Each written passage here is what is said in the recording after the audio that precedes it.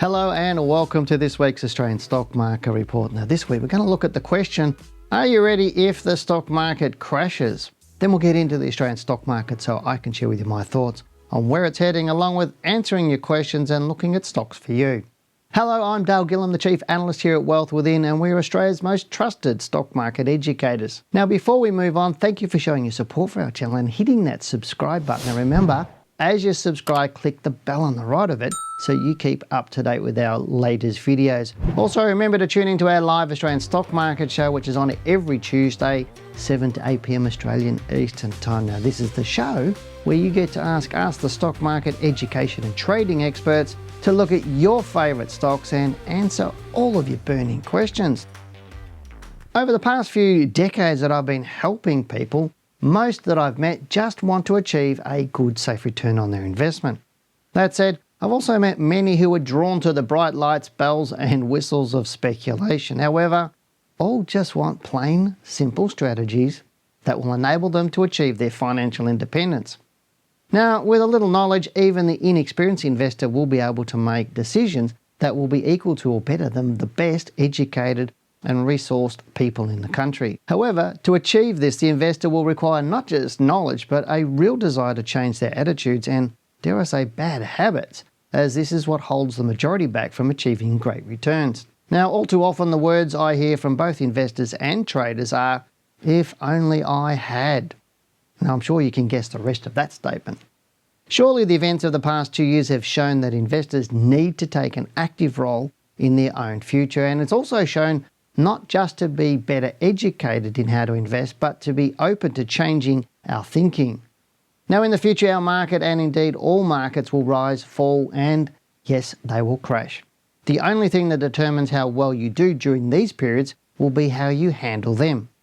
Ask yourself, are you prepared for the next crash?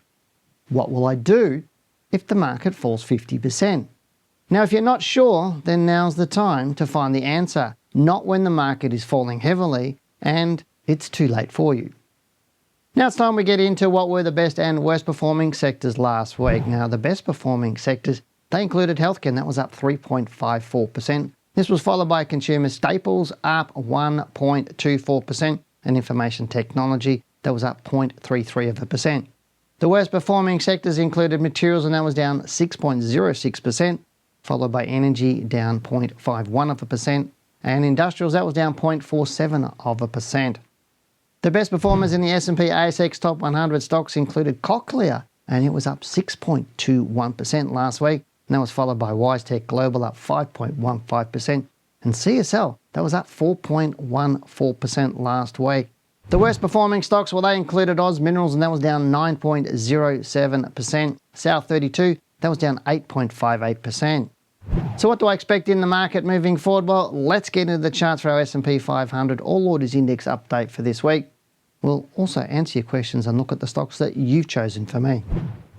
Well, again, last week our market really didn't go anywhere. It's actually a bit more of a bearish week. Our market was slightly down, just around 1% for last week, but it did come back on Friday. Now, I think part of what we're seeing at the moment in the last 3 weeks, and I'll show you that on the chart in a second, is we're really in a period of caution and indecision at the moment, and maybe that's because the world was waiting for the inflation figures out of the US, which happened on the 13th of July. So we found out on the 14th, on the Thursday, that inflation was up slightly in the US. I think it was like 9 point something percent. It was up a little bit from around 8% the month before. So nothing too bad, but the Dow reacted okay. It was down a little bit earlier, but then it came back on Friday. So the Dow closed well up on Friday. It was quite a nice day for the Dow. So I would expect Monday that our market, based on that, probably will go up, but let's go and have a look at the charts and see what they're telling us.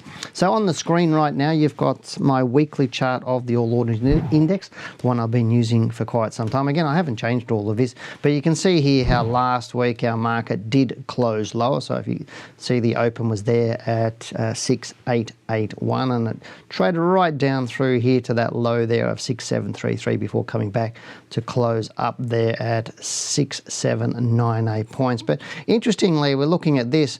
2 weeks ago, we didn't trade above the prior week with that high, that 6953, and again we didn't do it again. So there was two weeks there. But looking at the last few weeks, if I use my little tool, you can see we've really gone nowhere. So since that 24th of June, now I'm recording this, before market opens on the 18th of July. We're only gone up just over 0.5% since that low. So we really haven't been doing too much through here.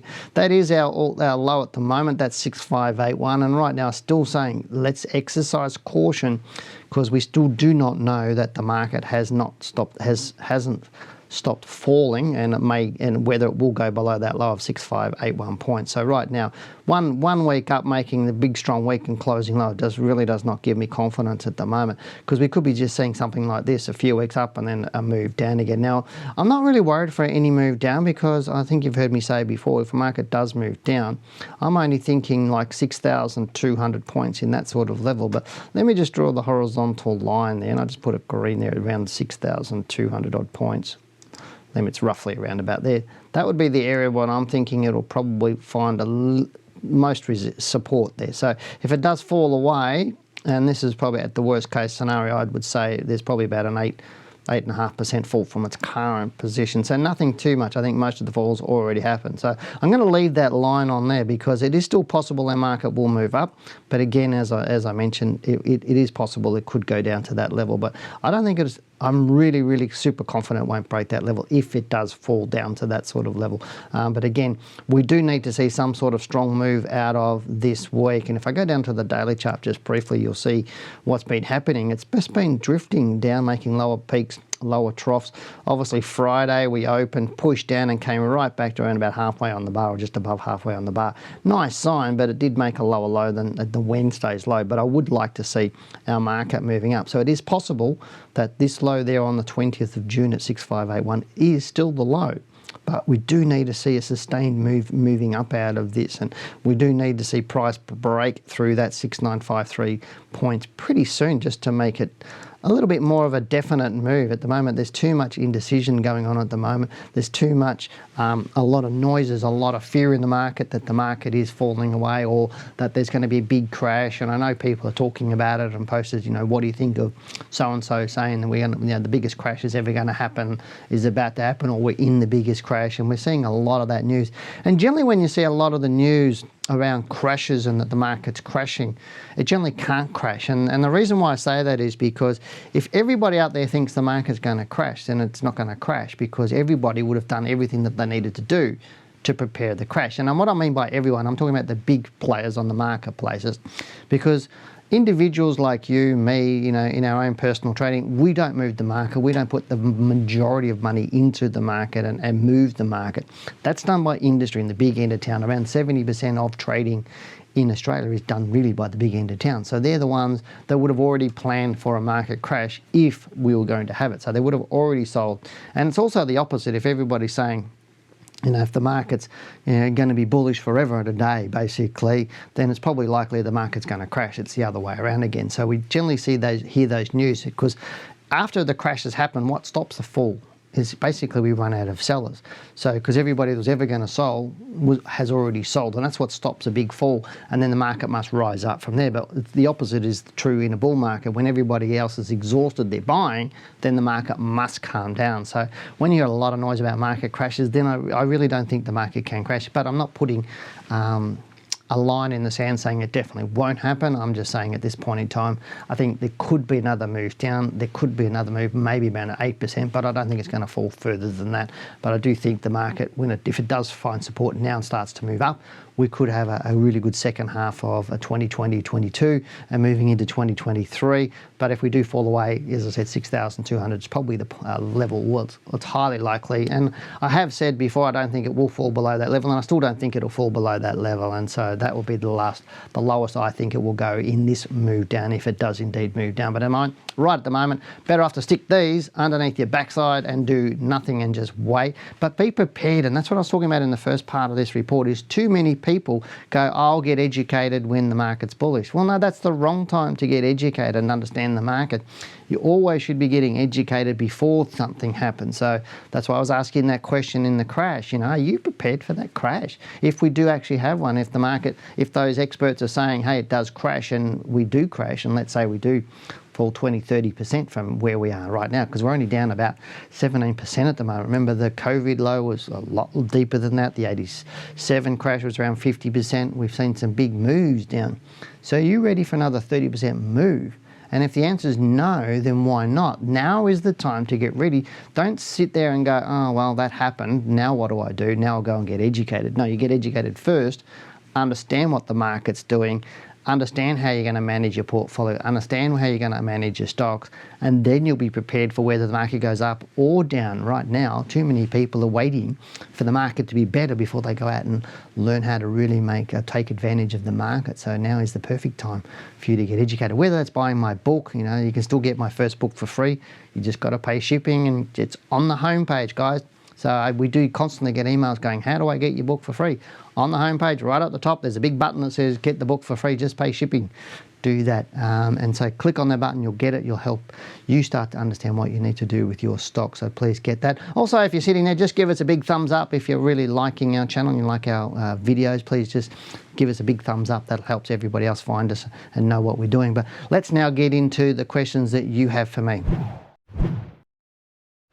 All right, the first question that we have today is from Michael, who says, hi Dale, just watched your show tonight and noticed you and Janine looked at JLG, that's John's Ling Group, I think that's how you say it, or stock. So I'm thinking if you could instead have a look at another stock at my watch list, RAC. I had previously owned it but sold out and looking at getting back into it. Thanks, Mick. Now, Mick's a public subscriber channel. He did originally ask about another stock, JLG, as you saw, but he saw last Tuesday night that Janine and I did cover that. So let's go and have a look at the stock that he's talking about. It's called Race Oncology. I've never looked at this stock before, so first time I've ever brought this chart up. Looking at the moment, look, geez, the last month or so it hasn't done too bad actually, but the monthly chart's saying a little bit weak there. It's come off a fair bit off its all-time high. If you go up to that all-time high, you can see that's fallen 65%, currently down about 47%, but it wouldn't surprise me if it went sort of down around to that dollar mark, and this could be just a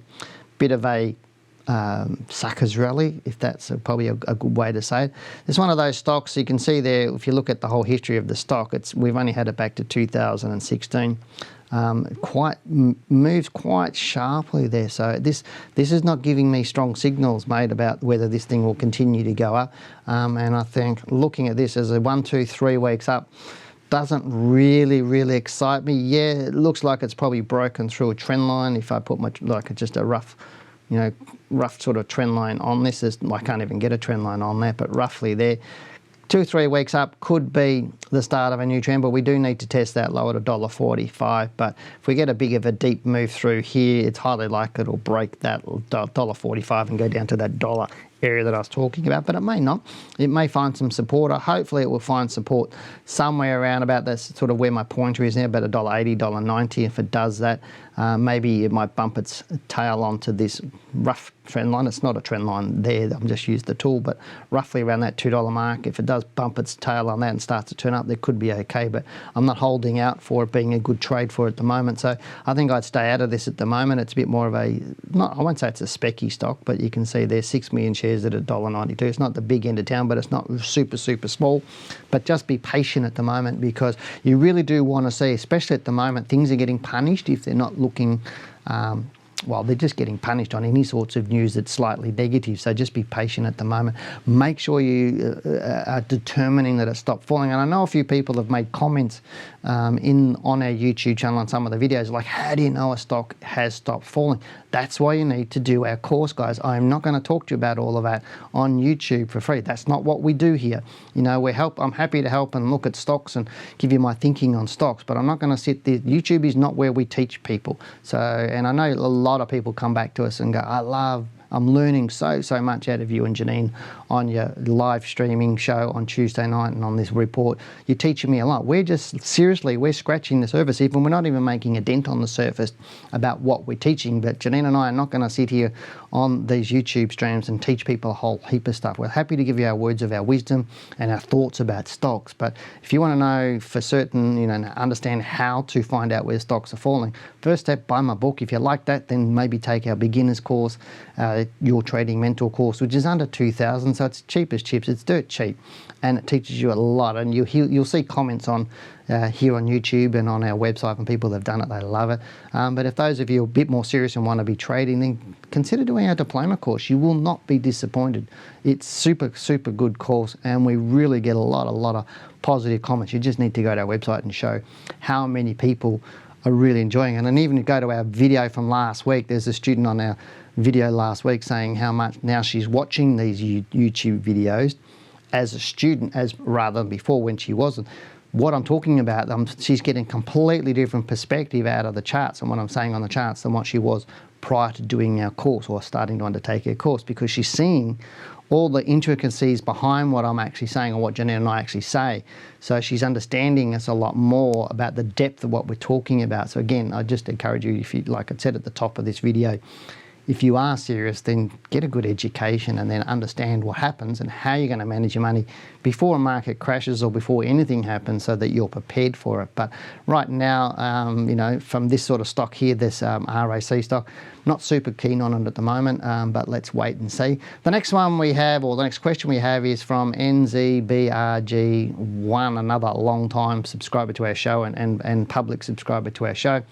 They're saying, would be combining technical analysis and fundamental analysis be the best of both worlds? And that question that came in was simply because of the discussion around technical and fundamental analysis that happened, because we had a few, how do I say it, people that aren't necessarily educated on technical analysis and the benefits of that, and those fundamentalists. That it's interesting how people that are into fundamentals poo-poo technicals, but technical analysts like myself, we don't poo-poo fundamentals. We just don't do that, because technical analysts understand that fundamentals have a purpose, and there definitely is a purpose for fundamental analysis.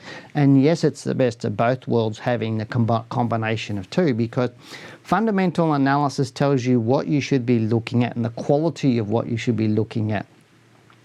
Technical analysis tells you when to buy and sell. Fundamentals don't tell you that. They don't tell you when to buy and sell. They just said this is undervalued or overvalued. That's what fundamental analysis does. It says this is a good quality company. It's paying a dividend. It's got good debt to equity ratios. It's got good PE ratios. It's got good EPS. It's got the whole range of different metrics that says this is a good company, so it should go up into the future. And yes, we might have a price projection for it. It's worth X, but it's only trading at Y, so it's really undervalued at the moment. So they say, so their intrinsic value they start to talk about what they think it's worth, or it could be overvalued, saying, well, it's trading at this, but it's actually not worth that kind of money, so it should come back. But it doesn't necessarily doesn't necessarily mean the stock will rise or fall. It's just what they're saying. The fundamentalists or fundamentals are saying what should happen, but it doesn't tell you when it's going to happen, because as individuals, we're emotional. If something's going up, we just keep buying it thinking, well, we're going to make more money out of it. So when it becomes fundamentally overvalued, we still continue to buy it, because it's been going up, and people try and buy yesterday's returns so often. If a stock goes up 50 or 100% in the last 2 months, I can guarantee you I'm going to get a lot more questions here on YouTube for people going, oh, I love this stock, can you tell me about this? And people are jumping into it thinking it's going to make another 50 or 100% in the next 2 months. That's not how it works, guys. It's because it could quite possibly be overvalued. What you want to find is good valued stocks, but then buy and sell them at the right time. And that's why the merging of technical and fundamental analysis is so important. And yes, we do it. Janine and I just don't talk about it here on YouTube, because there are so many reports and other people out there talking about fundamentals. We don't need to do that. We're not going to get into it. We're not going to get into the management of the companies and all its ratios on these reports at all, ever. We're just not going to do it. We're technical and analysts, that's what we do, but we do use fundamentals. We do look for good valued companies. We put the two together and then we trade that way. But Really, really good question, and thank you for asking it. And please keep asking great questions like that. The next email we have is from another long-term supporter of our channel. He's called, person's called King Kashuma. They've asked many questions and been a long time supporter of our channel, so thank you very much for being a supporter. Again, give us a big thumbs up if you're watching this video as well, just to tell everybody else you're liking what we do. But King Kashuma says, hi Dale, just would like to know or get your thoughts on rebuying a stock that you have been stopped out of previously if the same stock has given a new entry signal. He goes on to say, there seems to be some talk that this shouldn't be done, but look forward to a seasoned professional's thoughts. Cheers. I don't know where you would have heard that from, because I think it's pretty dumb why people would say don't buy a stock you've been stopped out of before, because it's a new trade. Every single time you buy and sell, it's a new trade. So you buy low, sell high. That's really what you're supposed to be doing. Just because you got stopped out of a stock doesn't mean you'll avoid it next time, but also doesn't mean you try and chase what you've lost. And people do that. I see people go, or they've told me, I lost 10 grand on this stock. I'm going to keep trading it till I get my 10 grand back. They think that they've lost something. Well, hey, it's just a trade. That's all it is. And trading is the game, the only game that I know of that when you start it, you know you're going to lose before you even start it. Because you will. You're never ever going to get 100% of trades right. So that's why we have stop losses, so you keep your losses short. And that's really the golden rule of trading, is keep losses short, let profits run. But so many people do exactly the opposite. They get 10 or 20% into profit, or sometimes less than 10%. Then they sell out to preserve their profit, and then they trying to jump in it again at a later date. I'd rather trade less and make more money. And it's statistically proven that if you trade less, you'll make far more money. So let profits run. If something's in profit, just keep going with it. And you would have heard Jenny and I say that numerous times on our live stream about, well, why would you sell out at this level? Just let it keep going. If it keeps going up, keep staying with it. Because the more a stock goes up, the lower your risk level gets. So why would you go out of a low risk trade into another trade that you don't know is going up? So you know that stock. If you do know that stock and you know it really, really well, and you got stopped out of it and you traded well, then why not get back into it? So I don't think those people that you've been getting advice from, if I can use that in inverted commas, I think that's good advice. Again, it's about your analysis. If your analysis says it's a good trade, take the trade. That's what it's about. But thanks for asking the question, King Kashima. The next one we have is from Super Tambo 69, who says, hi Dale, would be great if you could discuss speculative stocks, particular in the resource sector. He's got example TEMCDT and PLS, their advantages and disadvantages. Thanks. I'm going to have a look at one of the stock. I don't really want to get heavily into it, but I'm going to have a look, if I put my glasses on, TEM, which is the first one that you mentioned. Look, the advantages and disadvantages of technical speculative stocks. The only advantage of a speculative stock that I can see before I look at TEM is that they can rise fast. That's the only advantage. Outside of that, there are no advantages to tech stocks, or not tech stocks, speculative stocks. They're low liquid stocks. There's zero other advantages that I can actually see, because you can't use them for security. You can't leverage on them. You can't trade like CFDs using them on those stocks. You can't use them for margin lending, for leveraging, for borrowing on. They're also harder to trade. They move faster both directions, so therefore your rules to get into them, they're more inconsistent, speculative stocks, because of the volume. And the thing is, and I'll tell you a bit of a story. If we're standing beside the side of a road and there's 100 people there on the side of the road, and we've got to get across this busy road, about 10% will sprint across the road and dare the traffic, take the traffic on as if it's, like chicken. They'll do that. But then when the traffic sort of starts to ease off a little bit, about 80% of the people will actually move across in relative safely, and then 10% will stay behind because they want the red lights and the police and the army to stop all the traffic before they walk across. That's sort of life. That's everything.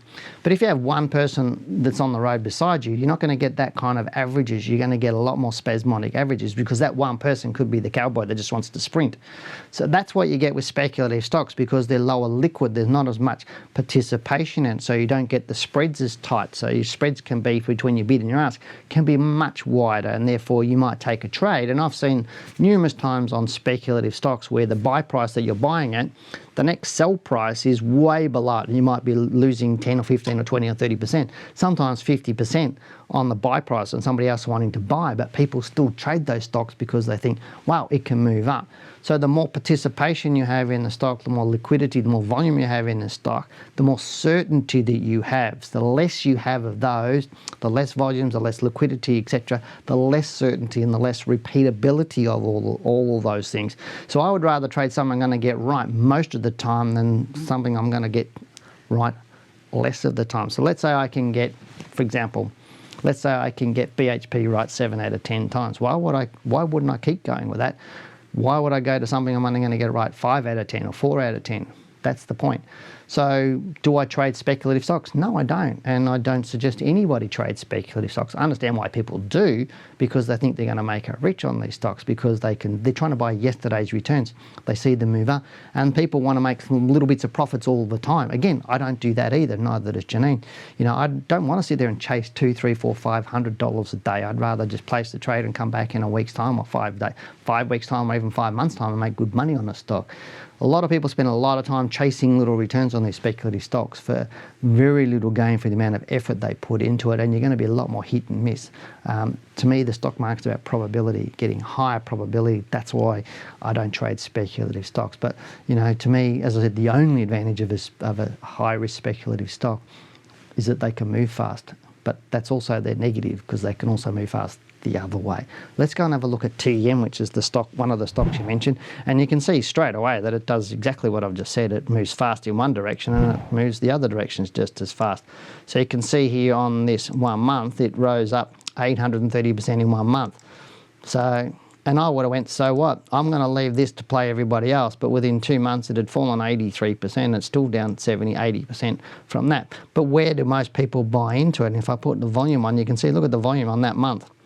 But most of that volume, or most of the people, would have got in up around these sorts of areas because it would have already run. And this is what people do. They sit there and they look at the biggest gainers and biggest losers on the marketplace, and then they jump in on those biggest gainers. And look, that was all 1 week. If I go and look at 1 week, and we go from the close of the week before, which is the 25th of March, that week it rose up 800%, closed up 682%.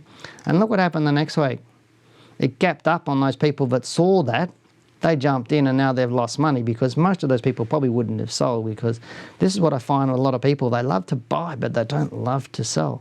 And they don't want to get it wrong. They go, because they've bought in, and we'll go and have a look at this from the close on the week before, but from that person that bought there, by the end of the week, they were down 43%. Now, people don't like taking those types of losses, and so therefore it's continually falling away. This looks CRAP to me. It's outside of that, there's nothing interesting about this stock at all to me in terms of that. And you can see some of these moves through are quite big, but you really do need to be very good at trading. You can see that is 89% over a few weeks, but it falls away. It goes up, falls away. That's hard work, trying to make money. I mean, what kind of rules are you going to use to get on that? And the rules you've got to have, you've got to be really educated, you've got to have great rules, and you've got to be watching this stock pretty closely, be able to make good money out of it. And I just don't see anything exciting about that stock for my book. I'm not having a go at you or anybody who wants to trade these stocks. If you want to play and gamble, might as well go to Crown Casino. I don't want to do that in the stock market. I'd rather trade better stocks with more liquidity to get more probability on my side, because I don't know about you, but I don't like driving through red lights, because it's a bit risky. I'd rather wait for a green light, so I got my probability of being safe and getting onto my journey. And the same I do with the stock market is, yeah, I may not make 1,000% out of a trade, but then hey, it's about being consistently. And there's the old story of the tortoise and the hare that I talk about in my first book, How to Beat the Managed Funds by 20%. It comes from a children's story called Aesop's Fables, and it's about obviously there's the tortoise and the hare. It's one of the stories in one of the fables. But the tortoise always beats the hare. And you've got to ask yourself, why does the tortoise beat the hare? And the reason is the hare takes risks. It gets cocky. It thinks it's had it's miles in front, falls asleep, all those sorts of stuff. The tortoise just keeps doing the same thing over and over again. And that is putting one foot in front of the other and continuing on. And then the tortoise gets to the finishing line faster. And that's exactly how it works in the stock market. I see so many people try and be the hare, and they make a lot of money. And I've met people that have made $1 million in a year, made $500,000 a year, $750,000 in the year, and I talk to them the next year and they've lost it all. You know, I've had people gone into depressions and, you know, mental breakdowns, all of those sorts of stuff, because they've made a lot of money quickly by speculating on whether they were tech stocks back in the 2000s or whatever it is, Bitcoin, you name it, the whole lot. They've speculated and they've dumped down. You know, there's so many bankruptcies at the moment from people with Bitcoin because they speculated and they didn't understand what they were doing. But again, slow and steady wins the race all the time. Thanks everybody for putting your comments on our YouTube channel. I really do appreciate it on our videos, and thanks to everyone for sending in your questions. But unfortunately, as is the case each and every week, we can't answer everyone, and yet we don't. Basically what we're doing here is I look for the public subscribers, but I answer questions, we look at stocks. We're not going to be answering a lot of questions and typing answers onto YouTube. That's not what we do. If you do want to learn, to our course, like I said before, but the best chance to have your question answered here on this channel on one of these videos is to publicly subscribe to our channel, like all of the people that I've answered, and then type your question below in the comment section. Now remember that here on this channel we do these reports on Monday each and every week. We also do our live stream on Tuesday night, which is on 7 to 8 p.m. So Janine and I will be there answering your questions. Remember, hit the subscribe button now. Click the bell on the right of it so you know when we upload our videos. Give us a huge big thumbs up that you love our videos. That's it for me. I'm Dale Gillham, the Chief Analyst here at Wealth Within. Goodbye, good luck and good trading.